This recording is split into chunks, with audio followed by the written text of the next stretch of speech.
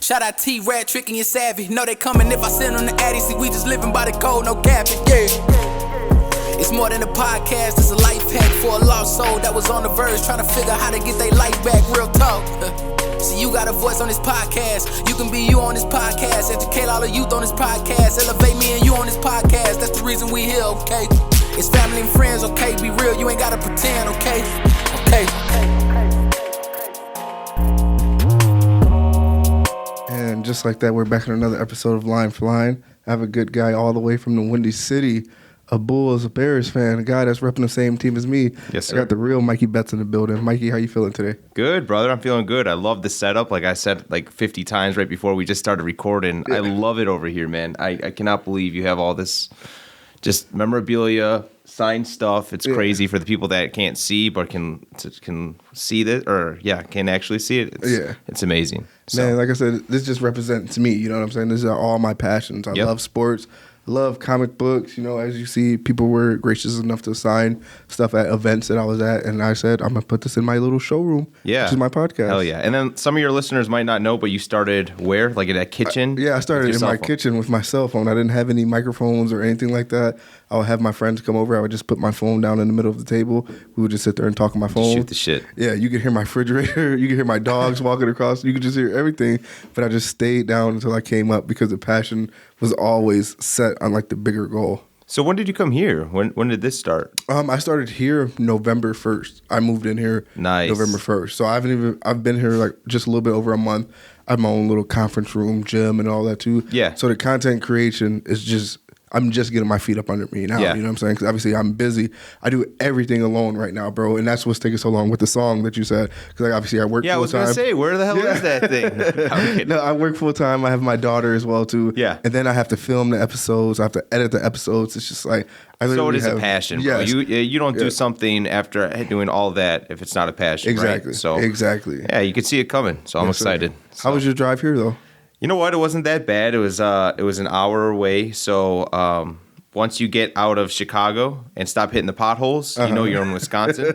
And it was smooth sailing once I was in Wisconsin. What were you thinking on the way here? I just don't wear any Bears gear. Really? What? Yeah, just don't wear any Bears gear here. There's a lot of Packers fans. I had to stop at a Walmart here, and it was all Milwaukee and Packer stuff, and I was like, ugh. Did it make you sick to your stomach? Sick to my stomach, bro.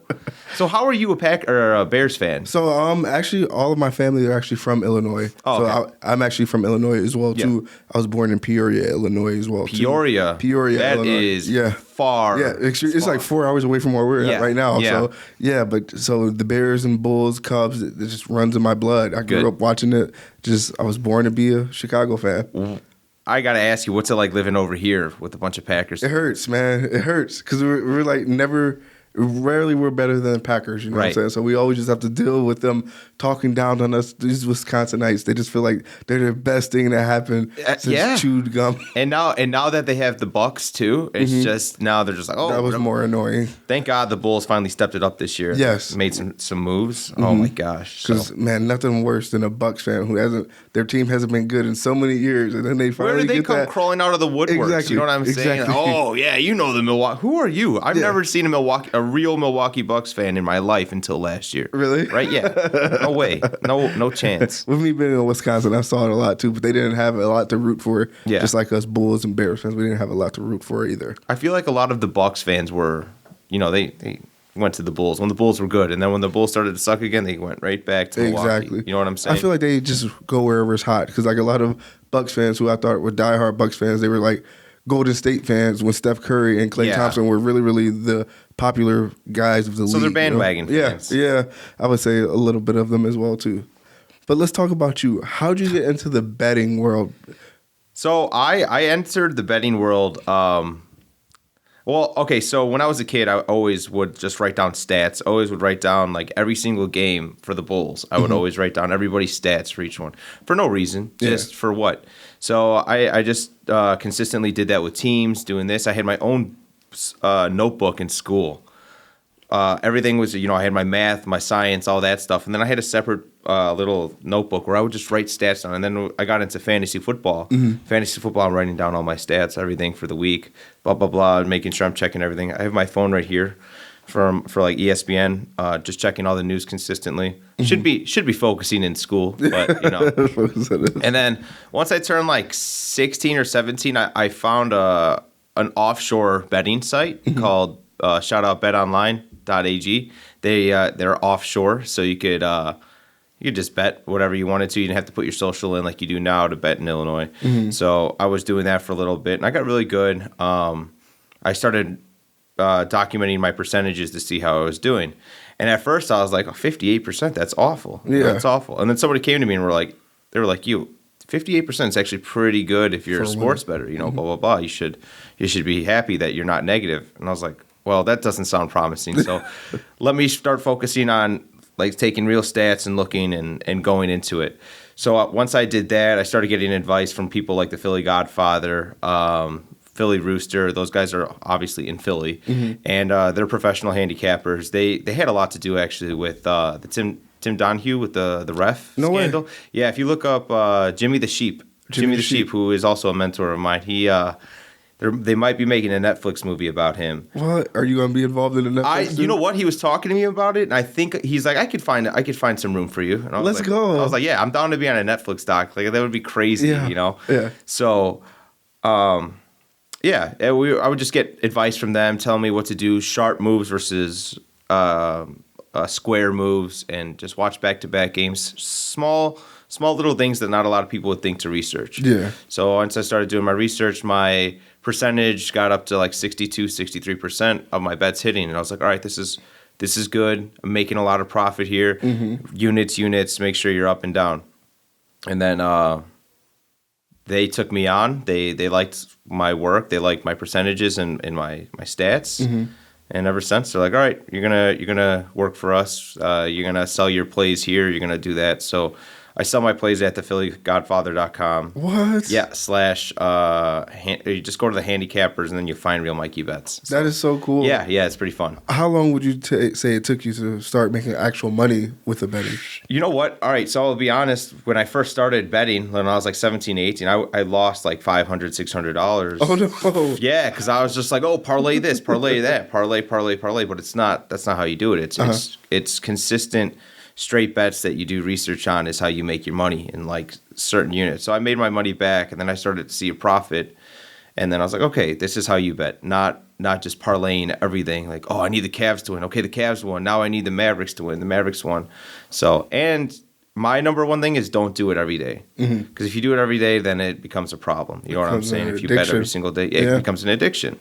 So, I say bet 3 days out of the week if you want, but it's up to everybody and how they feel. Just don't get it where you need to bet every single day. Yeah. So, what would you say the most amount that you've ever made was?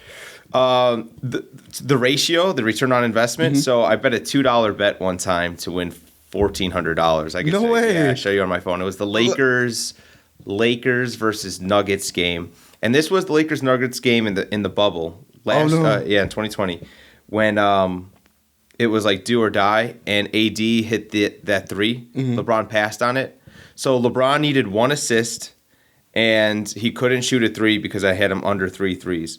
He needed one assist, and Anthony Davis needed 2 points. So what does he do? Last 2 seconds, the buzzer beater shot. Anthony Davis passes it right to him, or LeBron passes it right to AD. So gets the assist. Yeah, gets the assist. AD shoots the three. That's 3 points over 2. And the Lakers won, which was on the parlay. I'll show it to you. I'll find it. Dude, see, this is my thing. I'm just always scared. Cause I hate losing money.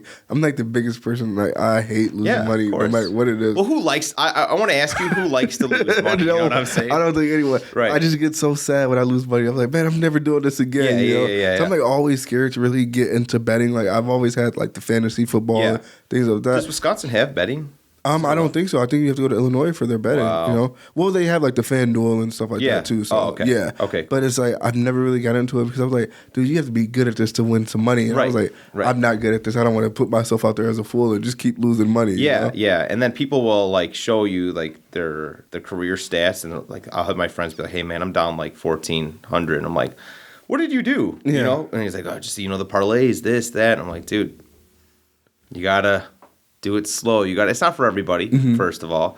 And then second of all, you have to do it responsibly. It's just like drinking. It's just like anything you do it responsibly. Where can people find you at on social media if they want to come to you for like questions when it comes to betting? You can come to me at Real Mikey Bets on Twitter, where I'm pretty popular on Twitter.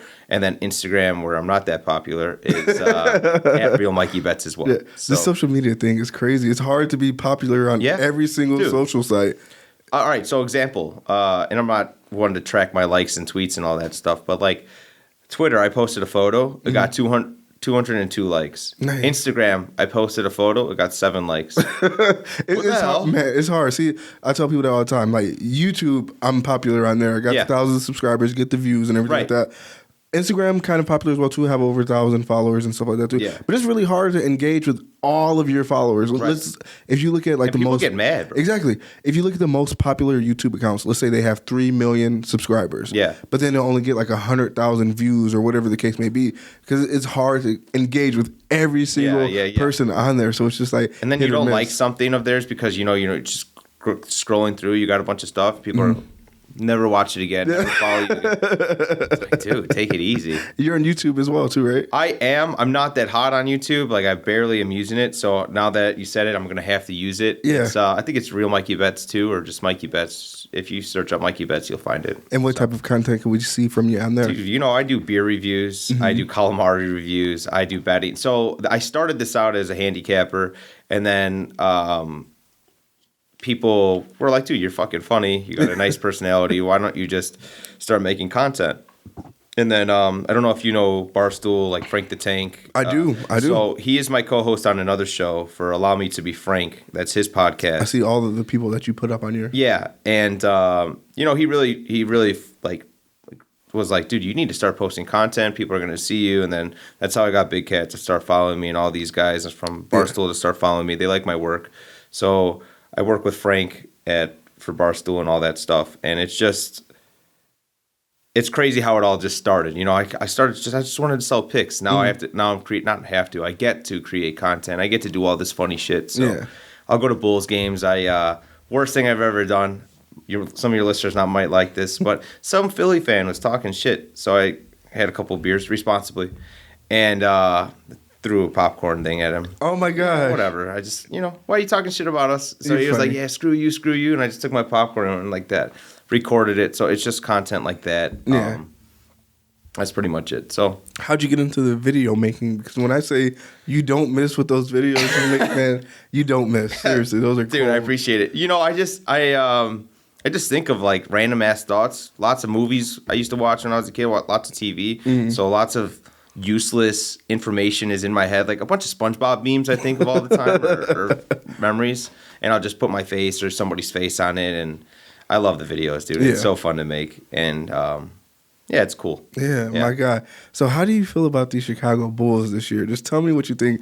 I'll just say one quick little thing, and then we can get on there. Someone posted in like a Facebook page for like Bulls fans. Yeah. They're like, we just lost to the Cavaliers. They're not a championship contender. I was like, so you're telling me every championship team, they never lose any games? Like if you lose a game. You know what? And the Cavaliers aren't even bad this year, and we didn't have DeRozan or we had like Caruso. 3 people out. Exactly. Also, real quick on the Cavs, side note for just betting, they have been the best team to bet on this year. No way. Yeah, dude. They have been, I forget what the record is against the spread and even money line, but they have been just outperforming the market. So, oh, wow. Vegas really hasn't caught up to the Cavs yet. So if you want to start betting on the Cavs, they're doing pretty good this year. Mm-hmm. Doing really good this year. Yeah, they're not bums this year. For an underwhelming team, they're doing really good. So, side note. But, yeah, the Bulls, they're great. Okay? Yeah. I've been saying this since the beginning of the year, and I love the haters. There was like, oh, DeMar DeRozan, he's 33 years old. He's this, he's that. You think he doesn't listen to that? Yeah. You think DeMar DeRozan's not hearing what's going on? Hears it all. Yeah. His favorite show is ESPN 1000, so he's listening to all the banter that's going on, all the callers that come in and are just like talking shit. He's going to go off this year, and what did he do? He's been going off this year. I think he's like Kobe light. He shoots that mid-range shot. It's just, I don't know how he does it, but it's so nice. And the Bulls are the reason that Chicago is like standing. You know what I'm saying? Because the Bears are crushing them, the Cubs are crushing them. Sox got bounced the first playoff. The Blackhawks, don't even want to talk about the Blackhawks. And then, the Bulls are just keeping us alive right now. How long has Shout it out been? to Windy City, or not Windy City. Shout out to Chicago Sky, too. Chicago's, oh, yeah. Winning a championship. That's amazing. But, yeah, it's been a while, right?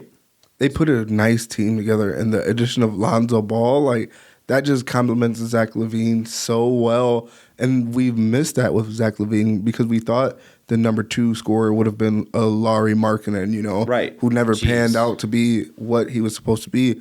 And then you bring in these kids, minus we lost Patrick Williams, which was horrible. I love that guy. But then we got Vucevic down. Man, the team is just looking really, really good. And I'd said before the season started, when they traded for these guys, that the Bulls can easily be the number 8 seed. Yeah. And I was just being hopeful because obviously we haven't made the 8 seed in so long. And I said, with these additions, we could easily be the 8 seed. But now it's starting to look like we could be top 5, if not 5. Dude, the Bulls were projected to only win 42.5 games this year. Really? What the fuck? Why? You know what I'm saying? With the additions that they did and the chemistry. Okay, you got 2 guys that went to college together at UCLA with Lonzo and Levine. They went together, but Lonzo is Levine's biggest fan going into college. And then you have the other ones who played together, Vucevic and DeRozan. They played in college together too. So the chemistry is there. Something that we didn't see last year with the team. They would work out together. They would show us videos, but it was not really like good chemistry, just joking around. Yeah. And I feel like with this team, it has good chemistry, which just shows you what the fuck were we doing for the past 20 years? Like playing around with your guy, Garpax. My guy? Yeah. That's your guy. He's not my guy. No. I hate those two, bro. I could not, I just don't understand. For 20 years, you just evaluate. Yeah, and then the last, 3 years, we want to see how Lowry's doing. We want to see how Kobe's developing. Dude, I like how AK was just like, nah, fuck this. This guy sucks. Trade him, get pieces. Exactly. Win now. In a year. He did that in a year. Fired Jim Boylan, got Billy, and just revamped this team. Mm-hmm. It's crazy how simple it was, but the Bulls' ownership is just so stubborn to fire their loyal guys. Yep. Doesn't matter how you got to be loyal. We're Bears fans, so we know loyalty. But you gotta know when to change, right? And I feel like a little too late, but at least we're winning this year. At least we're doing good, and I finally see a future. I'm finally hopeful for the Bulls. So. I can definitely see them getting out of the first round this year, to say the least. Yeah, super excited for that. Right. So there's I don't know if you know how futures work for betting, but you could bet on the Bulls to win the championship right now. It's at plus, I think it's at plus 3,600. So you put down 10, you win 360. That's crazy. But it's like a futures bet. So if they make it past the first round of the playoffs, you can cash out for $100. You know what I'm saying? So it's kind of guaranteed $100 if they pass through the first round. I don't know, something to nibble on for $10. Make Look at you, got me thinking now. For real. Now let's transition into your Bears, man. What is up with them? Before we get, I personally think that they should have just let Justin Fields sit the rest of the year. Because obviously it's a dud. Obviously people want to see him out there. But obviously I just want him protected. Because obviously, the offensive line is still not clicking and giving max protection for a guy like that who's coming off a ribs injury. We know that we're getting ready to fire Matt Nagy. Or we believe we're getting ready to fire Matt Nagy. So why keep having him play under this tenure only to go into next year having to learn a whole new system? Because they're the Bears. Right? Because they're the Bears. I have no understanding of why they would... I agree to you to some certain extent. It is a dud. They should sit him. They don't want to get him hurt. But also, he's a professional quarterback. He's an NFL quarterback, and the way that you learn to play quarterback is being on the field. Right? You're not going to learn anything, or just what's Andy doing all day? It's what can I learn here. I like Justin Fields. I think that he's going to be a stud and a franchise quarterback for us. I hope. But yeah, I just this year I hate Nagy. I can't believe he's still a coach. I can't believe he's still a coach after beating the Lions by 2 points. By 2 points, bro. They got lucky. Guys barely beat them, and I don't know. Just I kind of hope they lost just to see if they would fire the guy. Yeah. I think personally, if they get blown out by the Packers, if it's a blowout, if it's 41-6 or 41-14, something like that, Nagy's gone. Yeah. There's no way that Virginia McCaskey's old ass is literally gonna be like, oh, that one's okay. She hates the Packers. Yeah. So there's no way they get blown. If it's a tight game, Might keep them. they might. All right, you could stay till the end of the year. Good, because that's all they have to play for right now. That's all they have to play for is literally the Packers game. What else do they have to play for this year? Nothing at all, because they're not going to the playoffs. They're not. And the fucking you're gonna let Aaron Rodgers say that to you? You know what I'm saying? If they get steamrolled this game after Aaron Rodgers is like, I own you, what are you? Yeah. You're just roll over, fire the guy. Roll over and die. Yeah, exactly. So let's go ahead and cover your week 14 for you today. Yeah. I'll let you go ahead and quarterback that on who you think is going to win which game and who are the best favorite odds for betting. So let's start with Washington versus the Cowboys tomorrow at noon, right? So tomorrow at noon, I like the Cowboys this game. I know they're away and their record is pretty atrocious on the road, but it's still a decent record. Washington, they just came off a nice win against the Raiders. The Raiders have been such a shit team since they've been dismantled all year, basically. You know what? Like I don't like John Gruden, but when you fire John Gruden in the middle of the season, it puts you set your team back 5 years because you have no plan going forward. Yeah, you could find a coach next year, but guess who just did all that work to bring these guys in? Now, do they want to play for that guy? It's a whole. Have you ever seen Ballers? I have. That's my show. It sort of reminds me of. It's like, dude, one person could screw everything up and just ruin everything. But so yeah. Anyway, sidetrack. Yeah, I'm going with the Cowboys just because the Cowboys are too explosive, and the Washington football team have been blowing the. They've been outperforming the market every single week. There's going to be a point where they stop, and the market's going to inflate the value of the Washington football team. I think this is the game where you go ahead and you take the Cowboys. I think it's -3.5 right now. Yeah, my friend Christina Rosales, she's probably going to jump out of her seat when I say the Cowboys are going to win this game as well, too. Yeah, why not? Why is she a Cowboys fan? She's a diehard Cowboys fan. So I have one of my co-hosts. He's a big Cowboys fan, and it's just like, do I hate Packers fans more? Do I hate Cowboys fans? You know what Cowboys fans are something else. They could be 8-8 every year. And Yeah. How about them boys? And what about them, bro? I tell her all the time, when's the last time the Cowboys have beat the Bears? And she just says, oh, back when Romo was playing. I was like, okay. Back when Romo was Yeah, I was like, let's wipe the dust off those thoughts and move forward. I'm pretty sure we beat them the last time. I know. when Yeah, we Romo was did. playing. She doesn't like admitting it that the Bears are better than the Cowboys. Yeah, I don't know whatever. why, but- It's that's kind of arguing like two shitty teams. Yeah. Meanwhile, like the Packers are laughing at us, like all these. What are you guys bitching about? Yeah. All right, so I'll take the Cowboys that game. Jaguars, Titans. Yeah, right. That'd be a good game, but Titans. Yeah, I'm gonna go with the Titans because they're at home. Just because they're at home, and it's one of those games that the Jaguars might come and sneak up on you. But I think the Titans have been beating the teams that they weren't supposed to beat. They're losing to teams that they're supposed to beat, but I'm still going to take the Titans. My brain's telling me to take the Titans. I'm going with the Titans as well, too, brother.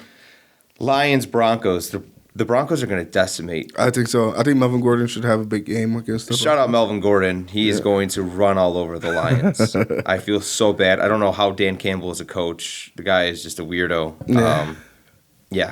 Broncos all day, every day. Go ahead. I think it's -9 right now. Go ahead and take -9. Yeah. Okay. Surprisingly, though, the Lions have been covering the spread like crazy because they get so many points. What did they do when they beat the Vikings? How well did they do for the spread then? It was +7.5, right? And if you took an alternate line and you had them at the money line, they were +320 to win. Okay. So for people that don't know how betting works, if you +310 is a unit. So you put down $100, you win $310, and then the payout is $410 Wow. at +310, right? Something like that. Now, if it's -110, you'd have to put down $110 to win $100. So you see what I'm saying? Yeah, so you $10. Yeah, exactly. So that's how you get favorites and underdogs and all that stuff. That's why a lot of people like to bet the underdog because it's where the money's at. Yeah.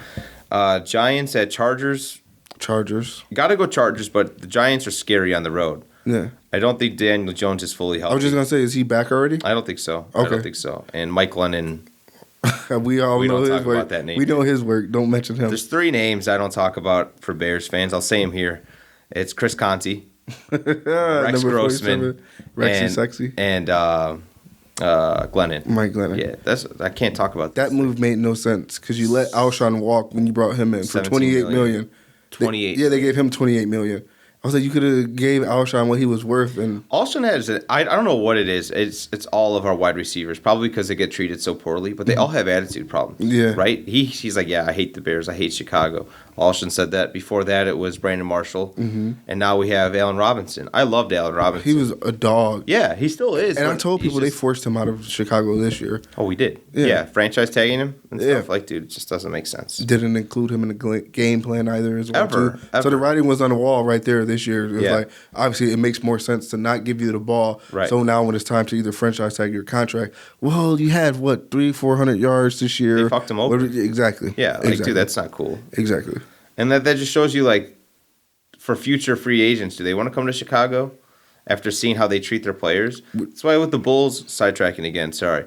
With the Bulls in 99, nobody wanted to come to Chicago because, like, Kevin Garnett was like, yeah, we're not going there. Look how they treated Scotty and Michael. They screwed them over. Yeah. So, stuff like that.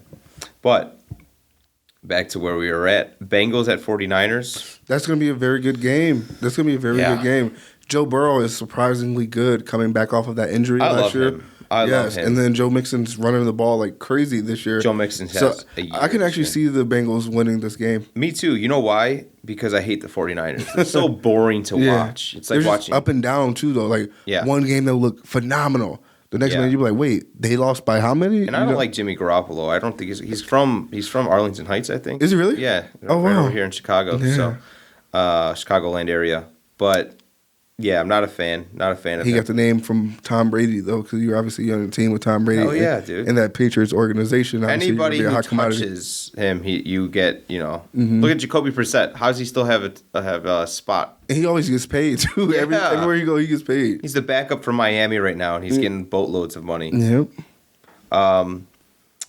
Bills, Buccaneers. Be careful when you bet the Bucs because they don't have a starting center and they don't have a starting left tackle this week. Their corners are trash, and guess who can throw the deep ball?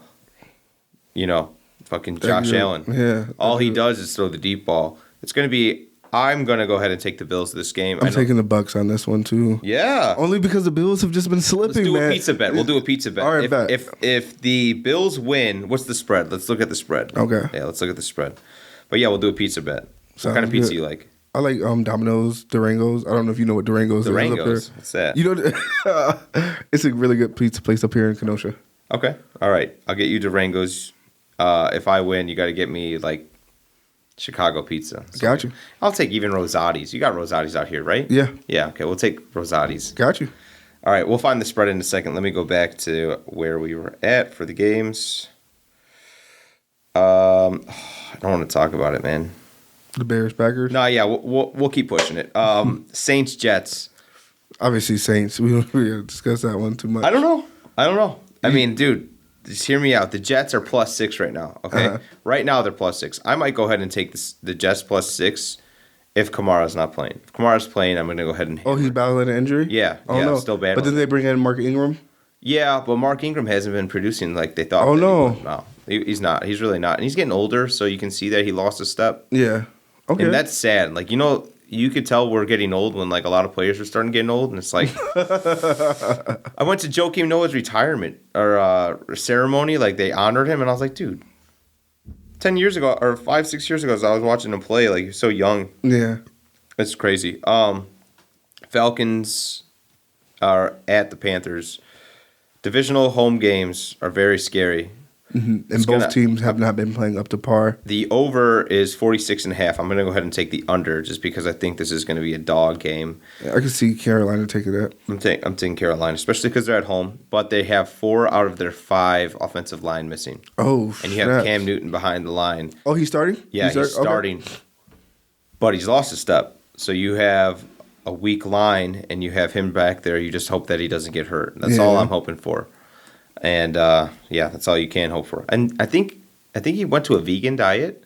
Okay, so he's losing weight. Oh no, there's something with the vegan diet that it takes you a longer time to recover because you don't get the vitamins or something with the meat. It takes you longer to recover from your injuries. Oh wow. So he had a tough time in New England when he was recovering from his injury. So just something to look at. I'm not saying vegans are bad, but enjoy a steak. Just saying. You steak guy? I'm a steak guy. All right, good. Okay, cool. I was like, oh man. Just had one before you got here. Parmesan crusted steak. Oh, that sounds delicious. What kind? What kind though? It was a T-bone. T-bone steak. Okay. Yesterday I had ribeye. Ooh. Wasn't the best. No? No. Where'd you get it from?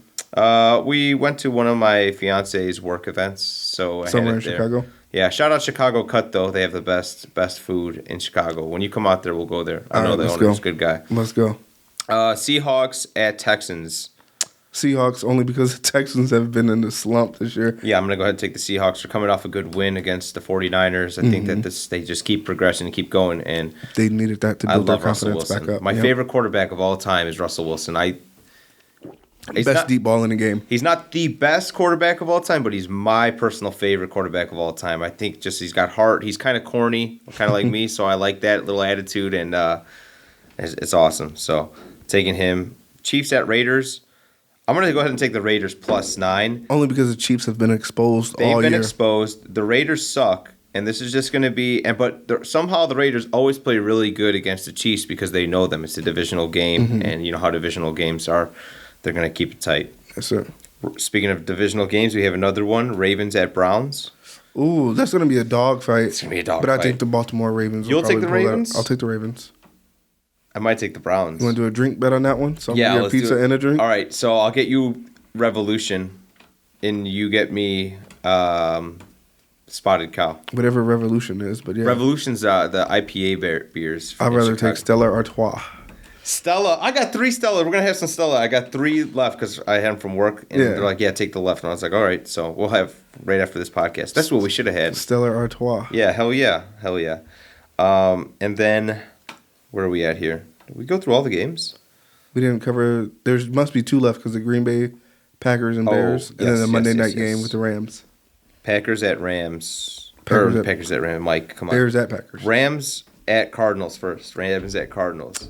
I think I can see the Cardinals squeaking by off of a pretty impressive win in Chicago. I like the Cardinals a lot, but my brain's telling me to go with the Rams because the Rams need it more. The Cardinals don't need this game. They're out for something to prove. I can see that, the Rams. And I like the value there because anytime you have the Rams as underdogs, they always like to prove themselves, and they always come out winning. Yeah. So I think they're 4-0 as underdogs this year, which is crazy that they're only underdogs 4 times this year, but every single time they've won. So I'm going to go ahead and take – you're taking Cardinals? I'm taking Cardinals. I'm going to take the Rams +3. Rams +3. I still think that they're going to win, but just squeak by, like you said. Yeah. So I'm going to take the Rams +3. All right. I can see that. Bears, Packers, man. Packers. +14, though. I can see the Packers putting up like 40 points this game and the Bears putting up maybe 10. My brain says, like, dude, please fucking lose by 40 because I want Matt Nagy to be fired. My biggest nightmare is they're going to lose by 40 and he still has his job the next day. If that was me, I'd be like, bro, you're going to get your own plane ticket back. Like, don't get on the team bus. You could take the Pace bus all the way back to Chicago, CTA, whatever you got to do. Move your stuff. Yeah. I'm going to take them +14, though, because my heart says the Bears are going to keep it close. Man, I'm going with the Packers, man. You have to, right? You have to. It's like a betting man. You have to at -14 because you lost your team. You lost your locker room. Nobody wants to play for you. You just got disrespected by Aaron Rodgers. If you have anything to play for, it's this game. But do they show up? I hear you, but they're not showing up. Because, right? You get like this thought. It's called the Nagy deja vu. Like, he makes you forget how bad the Bears are. For a second, you're like, you know what? They have a good team on paper, this and that. So throughout the week, you're like, yeah, we're fine. And then Sunday comes, and you see this guy do like a screen pass on first and like 20. And it's like, what are you doing, bro? Not being a smart man. Yeah. But yeah, the Packers are winning that game. Yeah, they're winning. Absolutely. But are they winning by more than 14? I can see it. The Bears just struggle to put up points. We'll find out tomorrow as we just close out another amazing episode of Line for Line. Mikey, thank you for coming. Thanks, man. I appreciate you. Yes, sir.